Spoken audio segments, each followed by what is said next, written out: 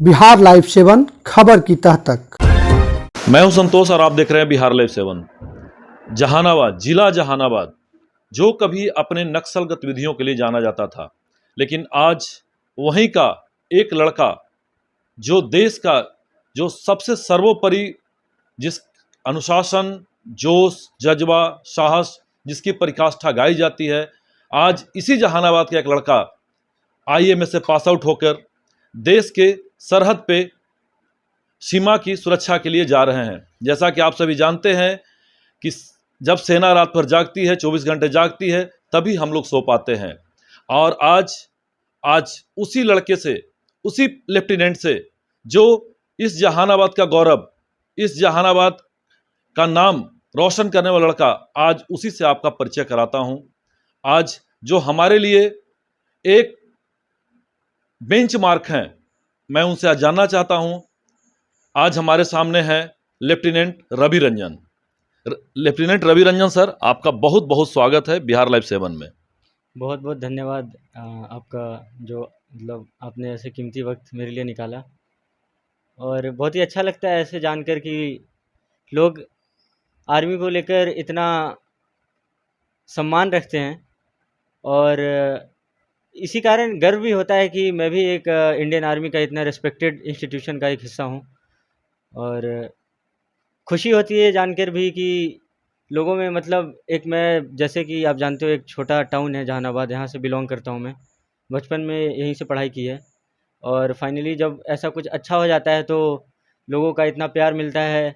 और एक ये भी जान के अच्छा लगता है कि लोग एक मुझे मोटिवेशन फैक्टर की तरह लेते हैं। और मतलब मुझे देखकर ऐसे कुछ बहुत ही ऐसे बच्चे हैं जो मोटिवेट हो चुके हैं कि नहीं, आर्मी ज्वाइन करना है। तो ये भी जानकर बहुत ही अच्छा लगता है। रवि सर, आप सबसे पहले ये बताएंगे आप कितने भाई बहन हैं? जी, मेरी 2 बहन हैं और 1 भाई, मैं खुद अकेला हूँ। ओके। तो आपके पास बहुत सारे सर्विसेज थे, आप शुरू से टैलेंटेड रहे हैं, कभी आपको डर नहीं लगा? कभी आपको मम्मी पापा आपको कभी मना नहीं किया कि बेटा देश का, आप अभी पहली पोस्टिंग कहाँ जा रहे हैं? मैं जम्मू कश्मीर जा रहा हूँ जम्मू अभी। कश्मीर जा रहे हैं। तो आपको कभी ऐसा नहीं लगा कि मैं माँ बाप का एक बेटा हूँ, मैं देश के लिए जा रहा हूँ? क्या इस पर क्या कुछ कहेंगे आप? मैं तो यही बोलूँगा कि अब जो भी मैंने अचीव किया है उसके पीछे पूरा मम्मी-पापा का ही सपोर्ट और गाइडेंस है। और मतलब जब मैं कमिशनिंग मेरी हो रही थी रिसेंटली, जब मेरे मम्मी-पापा ने मुझे रैंक दिया, तो मैं उनकी आँखों में ऐसा देख रहा था, उन मतलब बहुत ही उम्मीद थी उनको मेरे से कि हाँ, मतलब देश की सेवा के लिए जा रहा है। और यही एक कारण है कि बहुत कठिनाइयाँ आई, मतलब ट्रेनिंग में ऐसे दिक्कत होती थी बहुत। लेकिन ये चीज़ जानकर कि मतलब मम्मी-पापा को इसके लिए बहुत खुशी है कि मैं देश देश सेवा के लिए अपने आप को मतलब आगे बढ़ा रहा हूँ। तो यही एक मोटिवेशनल फैक्टर था कि मम्मी-पापा भी खुश थे इस चीज़ को लेकर कि एक बहुत ही अच्छा नोबल प्रोफ़ेशन है, जिसमें मेरा बच्चा जा रहा है। तो यही एक कारण है जो मैं सब कुछ ट्रेनिंग में जितनी भी कठिनाइयाँ आई, उसको मैं कंटिन्यू करके आगे बढ़ पाया। मतलब देश सेवा के जोश जज्बात आपके अंदर है। अपने से ऊपर आपका अपना देश है। ठीक है। एक एक चीज़ और बताएंगे आप कि आपके पास, आप इतने पढ़े हैं, इतने टैलेंटेड हैं, आप इंडियन मिलिट्री एकेडमी से आप पास आउट हुए हैं, तो आपके पास और भी प्रोफेशन में आप जा सकते थे, आप और भी कुछ बन सकते थे, लेकिन आपने इसी सेना को, जो हमेशा क्या एक तरह से बोलते हैं कि सूली पे रहती है, उस प्रोफेशन को आपने क्यों चुना? आपके पास और सारे रास्ते थे, और सारे अल्टरनेट थे, और सारे ऑप्शंस थे, लेकिन आपने सेना को ही क्यों सर्वोपरि माना? जी, जैसे मैं मतलब घर से मैंने अपने पापा को भी देखा है, वो भी एक बहुत बड़े फैक्टर हैं ऐसे इंडियन आर्मी को जॉइन करने के लिए। भले ही वो मतलब आर्मी से कोई रिलेशन नहीं है घर में, बट एक मतलब नेशन के लिए या सेल्फलेस सर्विस के लिए जो मोटिवेशन आई मेरे को घर से ही आई है। मैंने भी अपने पापा को देखा है, जैसे मतलब बाकियों के लिए भी बहुत कुछ ऐसे सपोर्ट करना, मतलब सेल्फलेसली सर्विस करते हैं। मतलब देखा है मैंने उन्हें बहुत, जो भी लोग आते हैं परिवार वाले, बाहर वाले, तो उनको बहुत सपोर्ट करते हैं।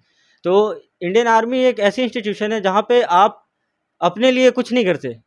सबसे पहले मतलब एक क्रेडो है, the welfare safety and honour of the country comes first, then comes the welfare and safety of your men, and the welfare safety and honour of your own self come last and always.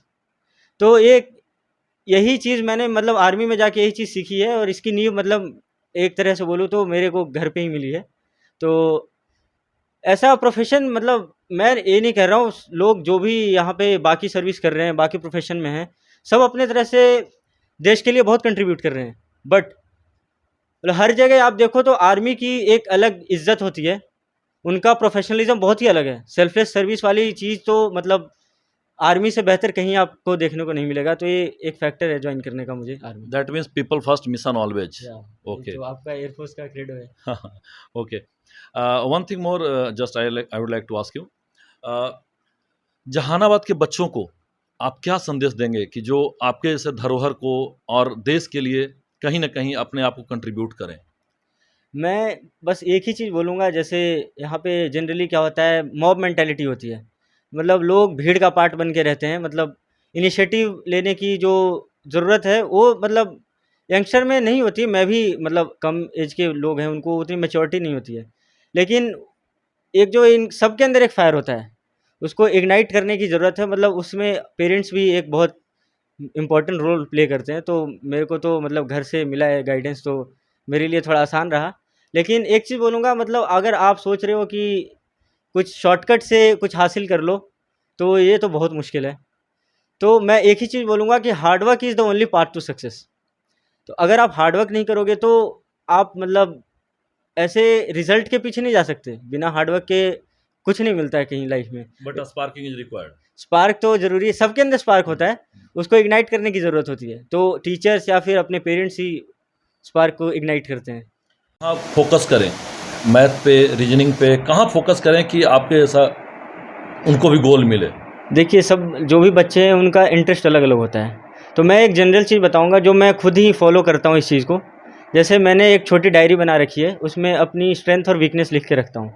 तो मैं strength पे मतलब मेरे को पता है जो चीज़ मेरी स्ट्रेंथ है तो उसको मेरे को खोना नहीं है, और जो मेरी वीकनेस है उसके लिए मुझे क्या करना है, उसके लिए मैं एक रोडवे तैयार करता हूँ कि हाँ, इसके लिए मुझे, अगर मेरा मैथ्स वीक है, मैथ्स में जनरली इंटीग्रेशन, एक एग्जांपल दे रहा हूँ, इंटीग्रेशन मुझे समझ नहीं आती है, तो मैं ऐसा एक रोड मैप तैयार करूँगा कि हाँ, इंटीग्रेशन पे मेरे को आज 5 क्वेश्चंस करने हैं। और उस चीज़ को मतलब बहुत छोटे-छोटे पार्ट में अगर आप डिवाइड करोगे अपना जो भी रूटीन है, तो फिर सब कुछ आसान हो जाता है। ऐसा एकदम से सक्सेस नहीं मिलती है, स्ट्रगल होगी, फेलियर्स होंगे, सबके साथ होता है। मेरे साथ भी बहुत हुआ है, ऐसा नहीं है कि मैं आज ऑफ़िसर बन गया हूँ तो मैंने कुछ ऐसे फेलियर नहीं फेस किया है, स्ट्रगल नहीं, बहुत होता है। हर किसी के जो भी सक्सेसफुल आदमी है, अल्टीमेटली कोई भी देखता है ना, तो उसका जो ऊपर पहुँच गया है, वो एपेक्स पे पहुँच रखा है, तो बंदे देखते हैं ऑफ़िसर बन गया, लेकिन उसके पीछे जो उसका हार्ड वर्क है, उसका डेडिकेशन है, ये सब मतलब छिप जाता है। अल्टीमेटली सब रिज़ल्ट देखते हैं, लेकिन उसके पीछे मैं ही बोलूँगा फेलियर और स्ट्रगल बहुत होता है। एक बनाना पड़ेगा कि बिग बिग पॉइंट आपका क्या है, तभी जाके आगे आप बढ़ेंगे। जी, जी। हाँ, चलिए रवि सर, बहुत बहुत धन्यवाद। आपने बच्चों को बहुत अच्छे गुण दिए, और सबसे बड़ी चीज़ है बताया आपने। सब अच्छाई तो सब लोग जानता है, बट कमियां किसी के पास पता नहीं होती। सब किन्हीं से पूछो, बोलता है हम में कोई कमी नहीं है।